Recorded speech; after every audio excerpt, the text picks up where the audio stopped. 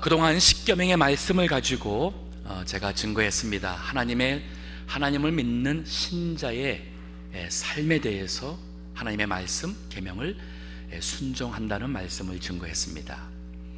중요한 포인트는 그 십계명을 주신 하나님께서는 그 말씀을 지킴으로 구원을 받으라는 것이 아니라, 십계명을 주는 그 1계명 바로 그 전줄에 보게 되면은 나는 너희를 종되었던 애굽 땅에서 건져낸 여호와라 하는 말씀이 있어요. 즉 하나님께서 그 백성을 구원해 주셨기 때문에 이제는 내가 너희의 하나님이고 너희는 나의 백성이니 이제는 나의 말씀을 지키라는 겁니다. 구원은 우리의 행위로, 율법으로 되는 것이 아니라고 그랬죠. 구원은 우리가 하나님을 믿는, 예수 그리스도를 믿는 자에게 하나님께서 거저 주시는 은혜, 선물입니다. 즉 우리가 말씀을 그러면 왜 지키느냐, 왜 성경을 읽고 하나님의 법을 우리가 알고 지키느냐, 구원받은 자로서 이제는 하나님께서 원하시는 그러한 신앙 인격제로 그러한 생활을 하는 사람이 되기 위해서, 이게 바로 성화입니다. 우리 예수님 믿는다고 하는데 말씀으로 살지 않으면 세상 사람들한테 욕을 먹습니다. 우리가 세상 사람들과 다르지가 않습니다. 믿음이 있다는 것을 이제는 믿음의 행위로, 말씀을 순종함으로 우리의 믿음이 살아있음을 보이라, 이게 바로 야고보서의 말씀의 주제입니다. 자, 근데 또 하나가 있습니다. 이 십계명의 말씀을 1, 2, 3, 4 같은 경우에는 하나님과 나의 관계에 있어서 내가 지켜야 될 것이고, 5계명에서 10계명까지는 우리 사람과 사람 관계 속에서 내가 지켜야 할 것이에요. 즉 말씀은 하나님께서 나를 대하여 내가 지키도록 하나님께서 그 계명과 율법을 주셨습니다. 다른 사람을 대할 때는, 다른 사람과 사람 관계 속에서 대할 때는 우리가 그 말씀을 들이대가지고 이 말씀에 의해서 당신이 잘못했다, 당신이 죄를 범했다, 당신은 죄인이다 하게 되면은 우리가 정죄하는 꼴이 돼버려요. 즉 말씀을 우리가 안다가면서 신앙생활을 오래 하게 되면은 교회 생활이나 신앙생활에 친숙해집니다. 거기에 어긋나는 사람들 볼 때마다 우리는 쉽게 하나님의 말씀의 기준에서 저 사람은 믿음이 잘못됐다, 저 사람은 죄를 짓는다고 우리가 저울질하기가 쉬워지게 돼요. 하나님께서 이 말씀은 나에 대해서 지키라고, 나의 성화를 위해서 지키라고 주신 말씀이지만, 다른 사람을 대할 때는 우리가 은혜로 구원받은 자로서 그 사람들을 사랑하고 용서할 때에 이게 바로 은혜를 베푼다는 거예요. 자, 오늘은 은혜에 대해서 말씀을 증거하고자 합니다. 그동안은 이 말씀 순종, 율법에 대한 말씀을 많이 했기 때문에 균형이 좀 필요한 것 같습니다. 자, 은혜. 오늘 본문에 보면은 두 사람이 나옵니다. 다윗 왕 그리고 무비보셋. 다윗 왕은 은혜를 베푸는 자의 모습으로, 무비보셋은 그 은혜를 받는 사람으로 나옵니다. 자, 은혜가 있는 곳에 은혜 베푸는 사람의 그 모습을 보면은 그 은혜가 어디서 시작하느냐, 그 기초, 그리고 그 은혜가 어떻게 전달되느냐 하는 그 내용이 오늘 먼저 생각해야 될 은혜 베푸는 사람에 대한 첫 번째 내용이 되겠습니다. 자, 오늘 본문에 보면은 여기 1, 2, 3, 4절에 1, 2, 3절을 먼저 봅니다. 다윗이 가로되 사울의 집에 오히려 남은 자가 있느냐, 내가 요나단을 인하여 그 사람에게 은총을 베풀리라 하니라. 사울의 집, 다윗에게 사울의 집은 원수입니다. 원수 집안이에요. 다윗이 왕이 되기 전까지 10년이 넘도록 사울 왕에게 시달렸습니다. 사울 왕이 죽이려 해서 피난 다니면서 다윗 왕뿐 아니라 다윗의 부모님과 가족까지도 사울 왕에게 죽을까봐 다 같이 피난을 다녔고, 그러한 다윗을 추종하는 사람들, 이러한 사람들도 사울 왕에게 죽을까봐 따라다닌 사람이 400명이 되고 600명이 되고 더 많은 사람들이 따라다녔어요. 사울 왕으로 인해서 받은 고난이, 받은 그 괴로움이 얼마나 많은데, 지금 다윗 왕이 하는 얘기가 내가 사울의 집에 오히려 남은 자가 있느냐, 내가 요나단을 인하여 그 사람에게 은총을 베풀리라 하는 거예요. 그럴 때 2절에 사울의 종 하나가 있으니 그 사람은 시바라. 저를 다윗의 앞으로 부르매 왕이 저에게 묻되 네가 시바냐? 가로되 종이 그렇소이다. 왕이 가로되 사울의 집에 남은 사람이 없느냐? 자, 1절에서는 있느냐 그랬는데 여기 3절에서는 없느냐 하는 걸 보면은 다윗이 찾았었어요. 사울의 집안에 남은 사람이 누가 있는지 찾았어요. 근데 사무엘상 맨 마지막 장에 가서 보게 되면은 사울 왕이 블레셋과의 전쟁에서 죽게 되고 그 세 아들도 죽게 됩니다.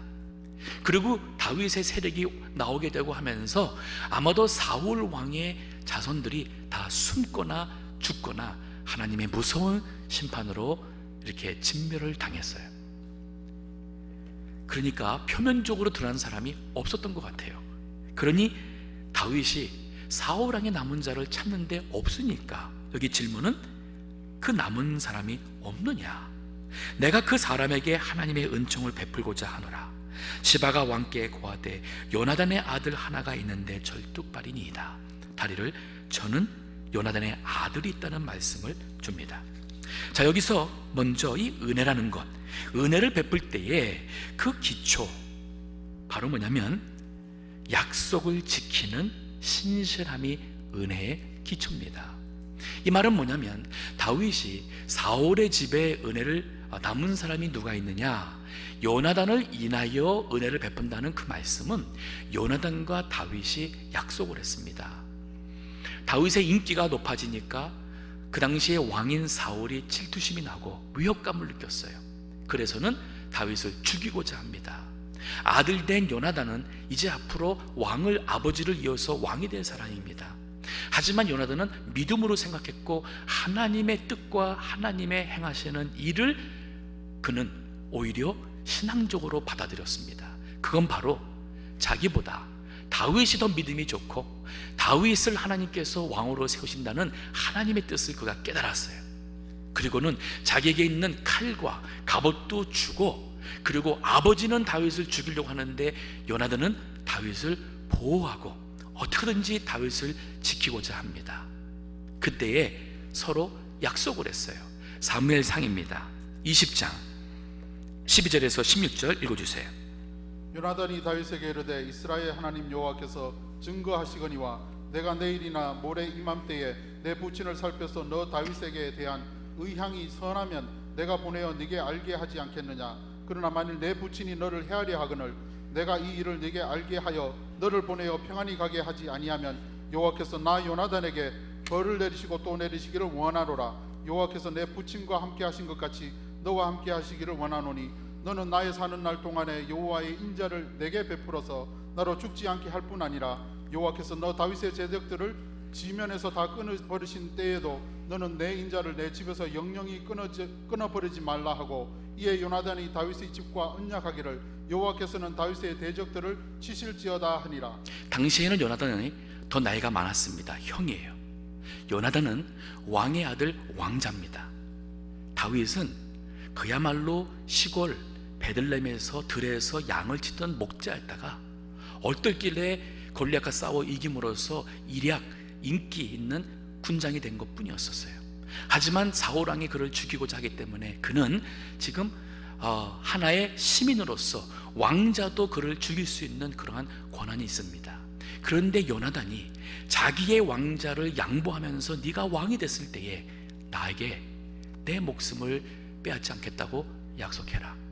당시의 문화권 속에서 왕이 되면은 그 왕에게 위협이 될 수 있는 그 이전의 왕자를 죽이는 것은 너무 당연한 수순이었어요. 하지만 요나단이 내가 이 자리를 너에게 양보하는데 나를 해치지 마라. 또한 내가 떠난 다음에도 내 후손들에게, 우리 집안에게 네가 은혜를 베풀 것을 약속하라. 왕자로서, 형으로서 그 약속에 제안을 했고 다윗은 하나님 앞에서 그 약속을 수락했습니다. 그리고 세월이 흘렀습니다. 다윗이 왕이 되었습니다. 그리고 왕이 되고 나서 상당한 세월이 흘렀어요. 얼마나 흘렀을까? 사무엘 하 4장 4절에 보면은 이 무비보셋이 다리를 절게 된 것은 나이가 5살 때, 그 당시에 사울 왕이 죽고 이 큰 그 위기가 있어서 했을 때 유모가 도망가다가 그만 무비보셋을 떨어뜨렸어요. 그리고 두 다리가 절게 된 거예요. 그게 5살이고 지금 무비보셋이 아들이 있는 것을 보면은 결혼해서 지금 가정이 있다고 볼 수 있어요. 그러면 최소한 한 15년에서 20년이라는 세월이 지났습니다. 그 당시에는 다윗이 안타까운 그러한 위험한 상황이었으니까 약속할 수 있어요. 하지만 지금 다윗이 왕이었고 왕으로서의 자리도 다 굳어졌습니다. 사울왕 요나단과의 약속 아는 사람은 요나단과 다윗 둘밖에 없어요. 안 지켜도 됩니다. 근데 다윗은 자신이 왕이 된 것이 하나님의 은혜로 된 것을 아니까 그 받은 은혜 때문에 다윗은 자신이 그 은혜를 누군가에게 갚고 싶었고, 특별히 요나단과의 약속을 그는 기억하며 요나단으로 인해서 사울의 집에 있는 남은 사람이 누구든 그들에게 은혜를 베풀고자 하는 겁니다.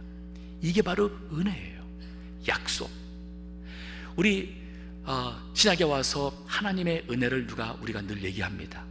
하나님의 은혜도 하나님께서 예수님 오시기 전부터 구약시대에 하나님의 사람들에게 약속을 하셨어요. 내가 너희를 구원할 메시지를 보내주마. 네가 나를 믿으니 내가 너에게 복을 주마. 아브라함에게 약속했습니다. 그 약속대로 이삭이 나오고 야곱이 나오고 그 이후에 하나님의 백성들이 나오고 다윗이 나오고 하나님께서 누누이 한 얘기는 바로 하나님의 약속이었습니다. 우리 인류를 구원할 메시아를 보낸다는 약속. 그 약속에 의해서 하나님이 우리에게 이 은혜를 주신 겁니다. 이게 바로 사랑이에요. 은혜의 같은 비슷한 말은 사랑입니다. 왜 그 약속을 지키며 은혜를 베풀고자 하느냐? 결국은 사랑 때문이에요. 우리가 잘 아는 요한복음 3장 16절, 이 말씀은 왜 성경 전체에 우리가 주제절로 얘기를 하냐면은, 이 요한복음 3장 16절은 구약에 있는 모든 말씀을 정리하며 신약에서 예수님의 그 복음을 우리에게 정리해줘요. 어떻게 말합니까? 하나님이 세상을 이처럼 사랑하사예요. 독생자를 주셨으니는 약속을 지켰으니예요. 즉 하나님이 세상을 이처럼 사랑하사, 이 말씀 속에는 우리가 인간이 하나님 앞에 사랑받을 만한 존재가 아닌 죄인입니다. 그런데 왜 이 죄인들을 하나님께서 구원하시고자 독생자를 주셨느냐? 하나님께서 하나님을 믿는 그 하나님의 백성들에게 그 약속한 너희 자손을 내가 복을 주고 내가 이 인류를에게 다시는 물로 홍수로서 멸망한 것 같이 내가 하지 않겠다는 노아의 약속과 이 약속들을 지키기 위해서 하나님은 우리 죄인들을 그 약속을 잊지 아니하시고 은혜를 베푸시는데, 그것이 바로 하나님의 사랑입니다. 하나님이 세상을 이처럼 사랑하사 독생자를 주셨으니, 바로 그 은혜의 내용이고 약속의 실행입니다. 누구든지 저를 믿는 자마다 멸망치 않고 영생을 얻게 하려 하심이라. 이것은 바로 복음이었어요. 이 약속을 통해서 하나님이 우리에게 주고자 하시는 축복의 말씀입니다. 요한일서 4장 19절에도 하나님의 사랑에 대한 말씀이 나옵니다. 읽어주세요. 우리가 사랑하면 그가 먼저 우리를 사랑하셨음이니라. 우리가 사랑하면, 즉 우리가 형제를 사랑해야 되는 그것은 이유가 뭐냐? 먼저 그가, 여기서 그는 하나님이 우리를 사랑하였기 때문에. 다윗이 하나님의 사랑을 받은 자로 하나님의 은혜로 왕이 되었으니 그가 그 사랑을 베풀고 그 은혜를 베풀고자 했던 것이 바로 은혜를 베푸는 사람의 그 첫 출발 기초였습니다. 근데 그 내용이 무엇인가요? 그 내용이 4절부터 보면은 조건을 안 따지는 베품이었어요. 4절 보십시다. 왕이 저에게 묻되 그가 어디 있느냐? 시바가 왕에게 고하되 로두발 암미엘의 아들 마길의 집에 있나이다. 여기 로두발이라는 지역의 명칭이 나오는 것 같아요. 근데 이 로두발이 히브리어로 두 단어가 합성되어 있어요. 로라는 것은 히브리의 로가 앞에 있으면 그거는 not, 없다란 뜻이에요. not. 그리고 드발이라는 것은 풀이 없는 땅이에요. 즉 황무지를 가리킵니다. 그러니까 우리가 가령 저기 풀이 없는 이 땅을 얘기할 때 황무지 않습니까? 그럴 때 황무지 그러는데, 여기 지금 로두발이 바로 그 황무지 땅을 가리키고 있어요. 그러니까 이것이 지역의 이름인지 아니면 사람이 살기에는 너무 좋지 않은 척박한 그 황무지를 가르치는지는 우리가 알 수가 없습니다. 즉 이 말씀 속에서 우리가 알는 게 뭐냐면은, 이 지금 무비보셋이 어디에 가 있냐면은 사람이 살기에는 적합하지 않은, 풀도 없는, 거기서 목축도 못하고 어떻게 살겠습니까? 풀이 없다는 얘기는 물이 없는 곳이에요. 근데 무비보셋이 거기도 그나마 마길의 집에 얹혀 있어요. 이 말은 이 무비보셋이 아버지 죽고 할아버지 죽고 이 모든 이 어른들 다 죽은 다음에 이곳에 숨어 있는 것 같습니다. 숨어 있는 것 같아요. 그러니까 다윗이 못 찾은 거예요. 자, 근데 5절에 보니 다윗 왕이 이렇게 말해요. 다윗 왕이 사람을 보내요. 로드발 암미엘의 아들 마길의 집에서 저를 데려오니 사울의 손자 요나단의 아들 무비보셋이 다윗에게 나와서 엎드려 절하매 다윗이 가로되 무비보셋이여 하니 대답하되 주의 종이 여기 있나이다. 다윗이 가로되 무서워 말라. 첫 마디가 무서워 말란 거예요. 즉 무비보셋이 왕이 부른다 하니까 오면서 이젠 죽었구나. 우리 할아버지 사울 왕이 있을 때에 지금 다윗 왕에 대해 했던 모든 그 악행으로 인하여서 이제 나는 죽을 몸이구나 하고 그가 왔어요. 그 앞에서 무서워 떨고 있는 무비보셋 보고 다윗이 무서워 말라 하는 거예요. 그러면서 내가 반드시 네 아비 요나단을 인하여 네게 은혜를 베풀리라. 내가 네 조부 사울의 밭을 다 네게 도로 주겠고 또 너는 항상 내 상에서 먹을지니라. 은혜 베푼다는 게 무엇입니까? 상대가 나에게 잘해줘서 나도 그에게 선물을 주고 친절하게 대한 것은 은혜가 아니에요. 그거는 대가입니다. 은혜라는 것은 조건을 안 따지는 베품이에요. 우리가 구원받았습니다. 하나님께서 우리에게 구원받다는 말씀할 때 은혜라는 표현을 써요. 그 이유가 바로 에베소서 2장 8절과 9절에 있습니다. 읽어주세요. 너희가 그 은혜를 인하여 믿음으로 말미암아 구원을 얻었나니 이것은 너희에게서 난 것이 아니요 하나님의 선물이라. 자, 너희에게서 난 것이 아니요 하나님의 선물할 때 너희에게서 난 것이 아니라는 것은 너희의 착한 행실과 율법을 지키는 그러한 선행으로 인해서 한 게 아니라는 말이에요. 그 다음 절도 행위에서 난 것이 아니니 이는 누구든지 자랑치 못하게 함이니라. 예, 행위에서 난 것이 아니니까. 왜? 하나님이 은혜로 거저 주셨으니까. 우리가 구원받은 것이, 그 은혜가 우리가 어떠한 이유 때문에, 조건 때문에 받은 게 아니라는 거예요. 그랬으면 우리가 하나님 앞에 자랑할 것이 있죠. 근데 그게 아니라는 거예요. 즉 은혜 받은 사람은 자랑할 것이 없습니다. 근데 하나님께서 우리에게 그 은혜를 베풀었다는 거예요. 이것이 바로 그 은혜의 내용입니다. 제가 기독교 신문을 보면서 제목이 아주 특이해서 그 기사를 봤어요. 제목이 뭐냐면 기독교인이 불신자보다 더 나쁜 행동 3가지라는 제목이었어요. 글 쓴 기자를 보니까 여자 기자고 젊은 기자였어요. 평신도입니다. 근데 첫 번째가 뭐였냐면 속죄 대신 정죄한다는 것이에요. 제가 그 첫 번째로 보고서는 두 번째, 세 번째 보지도 못하고 깊은 생각에 담겼어요. 그리스도인이 불신자보다 더 나쁜 행동, 첫 번째가 속죄보다 정죄한다. 물론 우리 인간이 속죄할 수 있지 않습니다. 하지만 이 말하는 포인트는 뭔지 제가 알아요. 우리 그리스도인들은 예수님을 믿음으로써 우리의 모든 죄가 다 속죄받은 사람들이에요. 우리는 하나님의 은혜에 빚진 사람들입니다. 근데 우리 크리스찬들이 다른 사람들을 불신자는 그걸 모르니까 정죄하는 거 괜찮아요. 불신자들은 모르니까 그래서 자기를 보호하려고 남을 욕하고 싸울 수 있습니다. 하지만 그리스도인이라면은 우리 모든 죄를 용서받은 속죄받은 사람들이잖아요. 근데 우리 그리스도인들이 그럼에도 불구하고 다른 사람을 정죄한다는 것은 불신자보다 더 나쁘다는 말 맞아요.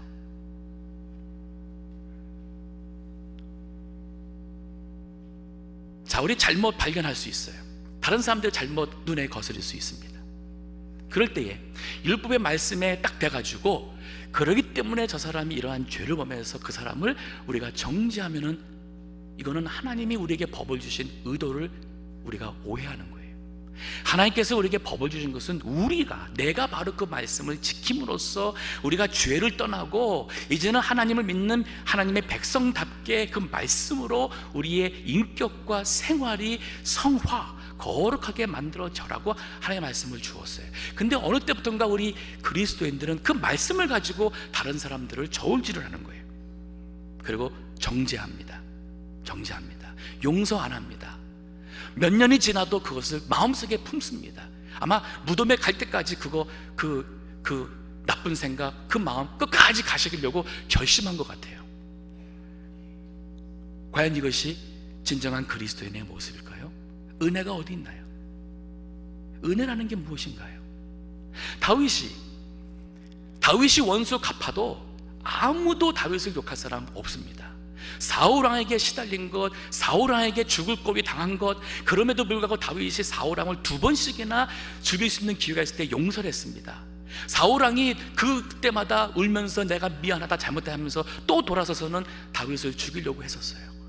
그런 것을 2번이나 겪었지만은, 그런데 다윗이 지금 세월이 흘러서 사울왕에 대해서 더 이상 어떠한 것을 안 해도 그는 절대로 나쁜 사람이 아님에도 불구하고 요나단과의 약속 때문에, 이게 중요한 거예요. 요나단과의 약속 때문에 하나님 앞에서 그 약속을 지키고자 은혜를 베풀겠다는 거예요. 그리고 그 은혜 베푸는 내용을 보니까 무비보셋에게 조건을 따지지 않았습니다. 죄를 묻지 않았습니다. 자, 이 내용이 베드로전서 3장 8절 9절에 보면은 잠깐이나마 소개가 됩니다. 읽어주세요.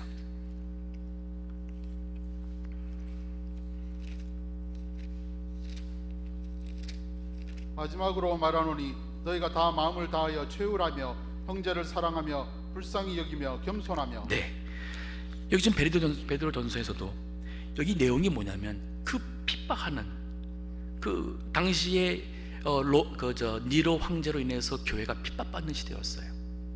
애매히 고난받습니다. 그럼에도 불구하고 마지막으로 말하노니 너희는 다 마음을 같이하여, 우리 믿는 성도라면 교회가 마음을 같이해서 체휼하라는 얘기예요. 아직도 믿음이 이렇게밖에 않는 사람을 우리가 체휼, 불쌍히 여기고, 어려움을 당한 사람을 불쌍히 여기고, 불쌍히 채우라며 형제를 사랑하며 불쌍히 여기며 겸손하며. 그리고 9절에 보니 악을 악으로 욕을 욕으로 갚지 말고 도리어 복을 빌라. 이를 위하여 너희가 부르심을 입었으니 이는 복을 유업으로 받게 하려 하심이라. 그리스도인들이 이 세상에서 무엇이 다를까요? 하나님의 은혜를 아는 사람들이에요. 하나님의 은혜로 구원받은 사람이고, 지금까지 내가 살아온 것이 하나님 앞에 본다면 너무 부끄럽고 너무 하나님 앞에 죄송하고, 그러면서도 이렇게 참 그러면서도 불구하고 하나님이 나를 사랑해 주시고 복을 주시고 은혜로 지금까지 살아왔던 모든 것을 깨달을 때에 우리 믿는 사람들은 그 은혜 때문에 하나님의 율법 가지고 다른 사람들을 저울질하고 이 사람이 이렇다 저렇다, 너무 다른 사람의 입을 많이 남는 사람은 그 사람은 스스로가 결국은 어렵다는 얘기밖에 안 되잖아요. 이것이 굉장히 위험한 겁니다. 은혜 베푸는 사람은 약속 때문에 조건을 안 따지며 베푸는 것이 은혜예요. 자, 그럼 우리 무비보셋을 보십시다. 은혜를 받았어요. 이 사람의 이 말을 보면은 오늘 본문에 8절을 보십시오. 저가 절하여 가로되, 곧 6절에 보면은 이미 엎드려 절했어요. 근데 8절에 이 7절에 다윗의 그 말을 듣고는 그가 절하며 또 가랬다는 거 보면은 아마 엎드렸는데 더 바짝 엎드린 것 같아요. 왜냐하면 너무 다윗의 말에 그만 그가 감동을 먹었어요. 뭐라 말하냐면, 이 종이 무엇이간데 왕께서 죽은 개 같은 나를 돌아보시나이까. 당시에 개로 표현하는 것은 아주 심한 욕이었습니다. 근데 죽은 개라 한다는 것은, 이거는 뭘로 표현할 수 없는 어느 한 사람을 가장 낮추고 아주 업신여기는 표현이 될 수 있는데, 스스로에게 나는 죽은 개 같은 사람인데 왜 나에게 이러한 은혜를 베푸시며 돌아보십니까? 최근에 한 달 전에 필라델피아에서 젊은 우리 여자 운전수가 95번 i5를 운전해 가다가 그만 가스가 떨어졌어요. 밤이었습니다. 시동이 푹 꺼져 버렸어요. 급해가지고서는 길에서 빠져가지고 세웠습니다. 기름을 사려고 문을 열고 나왔는데 저기 어떤 홈레스 사람이 걸어오는 거예요. 너무 겁을 먹었어요. 근데 그분이 그 근처에서 길가에서 구걸하는 노숙자인데 이 차가 쓴 걸 보고서는 무슨 좀 어려움이 있는가 보다 하고서는 온 거예요. 그리고는 그 사정을 알고는 차 안에 들어가서 문 잠그고 있으라고, 밤이니까 하고는 본인이 그 주유소에 가가지고 자기에 있는 전 재산을 털어서 20불을 털어가지고 기름을 사가지고 왔습니다. 그리고 가스를 넣어주고 그 젊은 여 운전수를 보냈어요.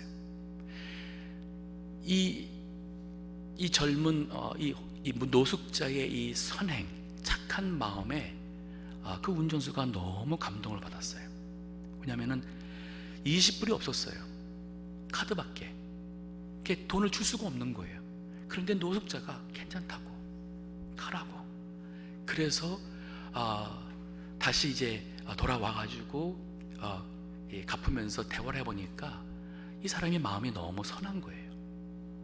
그래가지고 15일 전에 우리 인터넷에 우리 고펀드미라는 이렇게 그 모금을 하는 우리 그 인터넷에 웹사이트가 있습니다. 거기다가 이 사연을 올렸어요. 그리고는 이 착한 홈레스를 위해서 좀 어디 아파트에 들어가 살 수 있고, 이 추운 겨울 오기 전에 또 차라도 좀 살 수 있고, 그리고 직장 올 때까지 몇 달이라도 참 먹고 살 수 있는 한 10만 불을 모금을 하면 좋겠다 하면서 그 사연을 사진과 함께 올렸어요. 근데 15일 됐는데 지금 37만 불 가까이가 모임됐고, 그리고 13,200명이 벌써 기부를 했습니다. 저도 감동 먹어서 저도 기부했습니다. 제가 얘기하고 싶은 포인트가 뭐냐면, 이게 바로 감동이라는 거예요. 감동. 이 감동이라는 것과 은혜가 같이 갑니다. 저는 그 홈레스가 하나님 아는 사람인지 아닌지 모르겠어요. 그러나 이 세상은 그러한 선행 앞에 감동합니다. 우리가 노숙자 하면은 없는 사람이라고, 위험하다고 우리는 먼저 선입감으로 배척합니다. 근데 그 사람이 이러한 선한 행동을 했다는 것 앞에 과연 우리 그리스도인들은 무엇일까? 왜 오늘날 교회가, 크리스찬들이 세상 사람들의 마음을 움직이지 못합니까? 왜 세상 사람들의 마음을 하나님께로 열지 못합니까? 은혜가 없어서 그래요. 그리스도인들은 은혜를 베푸는 사람이 돼야 됩니다. 왜냐하면 우리 하나님 앞, 예수 그리스도 안에서 하나님의 은혜를 우리는 다 받은 사람들이에요. 이미 받았어요. 아직 그 은혜를 모르는 세상 사람들한테는 우리가 그 은혜를 나눠야 될 빚을 진 사람들입니다. 하나님의 말씀 앞에서는 우리가 철저하게 내 자신이 그 말씀을 지키며 못 지킨 것을 회개하며 말씀을 따라 살아가며 참으로 하나님의 백성처럼 우리가 성화되어야겠지만, 다른 사람을 대할 때는 하나님의 말씀으로 대하는 게 아니라 나 같은 자를 말씀으로 대하지 아니하시고 죄인을 용서하시고 나를 구원해 주신 하나님의 은혜로서 우리는 세상에 나가 은혜 베푸는 사람이 돼야 되는 거예요. 그럴 때 무비보셋이 이렇게 감동을 하는 거예요. 개 같은 죽은 개 같은 내가 무엇이간데 나를 돌아보시나이까. 사도 바울도 디모데전서 1장 13절에서 16절 보게 되면은 바울의 고백이에요. 내가 이전에는 오히려 하나님의 교회를 핍박하는 사람이었고 회방하는 사람이었습니다. 근데 하나님께서 그 그리스도 안에 있는 주의 은혜가 그 풍성함으로 인하여서 나 같은 자 구원해 준 것을 사도 바울이 고백합니다. 그리고 뒤에 가서 하는 얘기가 죄인 중에 내가 괴수라는 거예요. 하나님의 은혜를 아는 사람일수록 내가 얼마나 부족한 것을 알게 됩니다. 신앙생활 하면서 내가 요즘에 괜찮다는 생각, 신앙생활 하면서 나는 괜찮은데 제 신앙생활 못하는 사람들이 자꾸 내 눈에 걸리고 그 사람이 이어서 내가 시험에 들게 되고 내가 믿음생활 하기가 싫다, 회의가 온다. 문제는 그 사람이 아니라 본인에게도 있어요. 왜냐하면 본인은 의롭다고 생각하는 것이 이게 문제예요. 은혜가 떠나서 그렇습니다. 이 다윗이 그냥 이거 한 게 아닙니다. 왜냐하면 그 시편 8장에 보게 되면 1절에 이렇게 시작합니다. 여호와 우리 주여 주의 이름이 온 땅에 어찌 그리 아름다운지요. 즉 은혜가 마음속에 가득한 거예요. 세상을 보니까 이 세상에 다 아름답게 보이는 거예요. 그러면서 그 시편 8장 그 4절에 보게 되면 이런 말씀이 있어요. 사람이 무엇이간데 주께서 저를 생각하시며 인자가 즉 내가 무엇이간데 주께서 저를 권고하시나이까. 권고한다는 것은 하나님이 지켜주시고 인도해 주시고 이렇게 보내 은혜를 준다는 말씀이에요.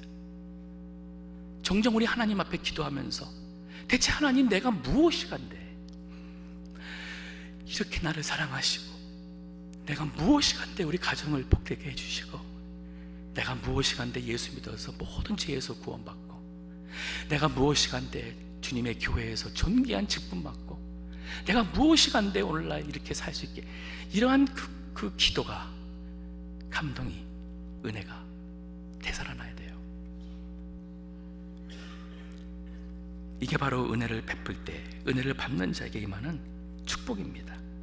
이 시대는 교회의 은혜가 회복이 되어야 돼요. 세상 사람들이 교회에 와서 우리가 베푸는 은혜로 감동을 받고, 대체 내가 무엇인데 저 사람들이 나를 이렇게 영접하고 나를 사랑하고 나의 과거를 묻지 아니하고 나의 잘못을 알면서도 용서하고, 대체 내가 무엇이간데.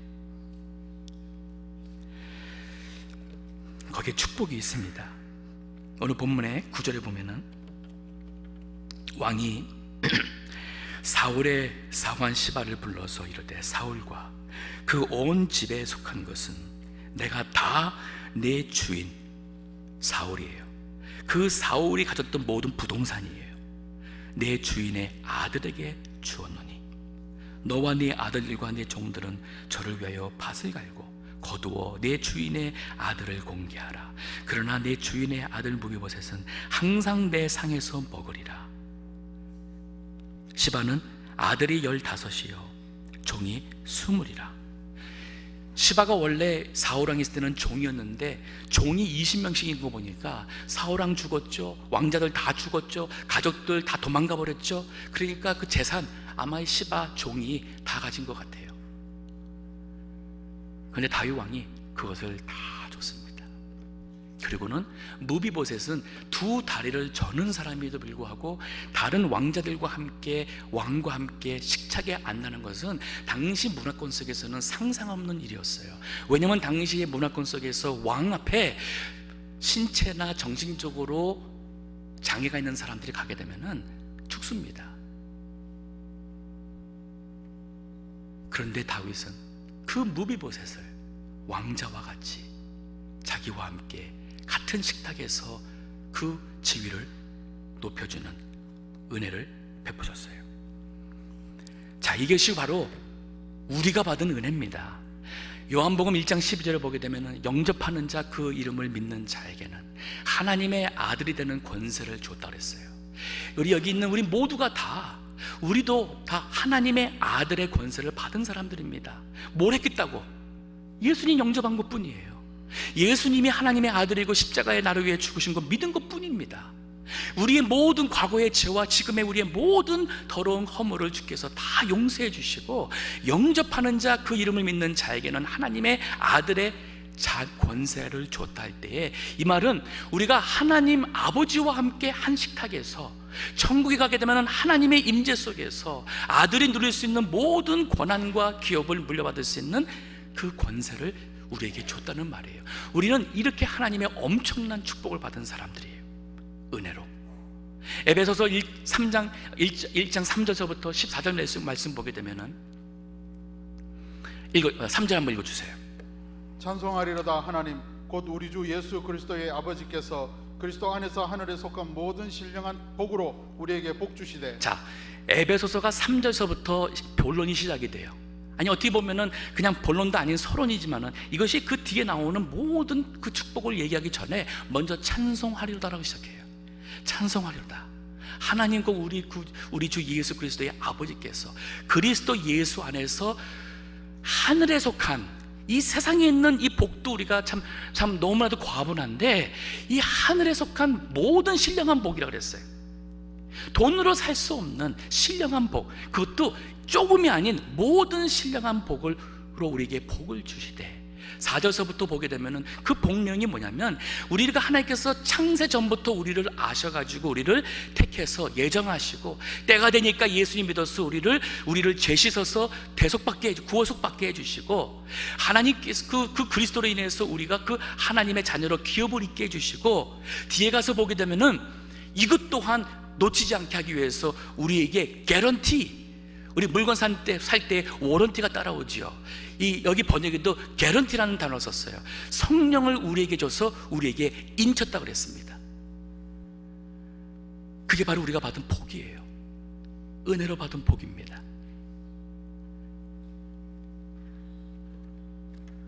하나님의 백성은 하나님의 은혜를 받은 사람이요, 그 은혜를 이 세상에서 세상 사람들에게 베풀 빚을 진 사람들입니다.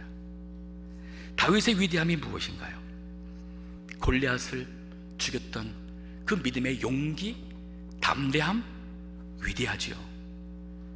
근데 그 믿음이 더욱 자라서 성숙해지니까, 하나님의 은혜를 알게 되니까 그도 은혜를 베푸는 사람이 되었습니다.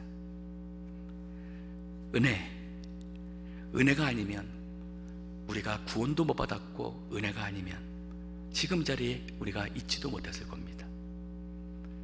은혜의 빚진 자로서 우리는 이 세상에서 은혜를 베푸는 선한 사람이 되고, 세상 사람들이 우리의 그 은혜 베품을 통하여 마음의 감동을 받고, 그들도 하나님을 믿어 하나님의 백성이 되는 전도의 결실이 맺혀지기를 간절히 바랍니다. 기도하겠습니다.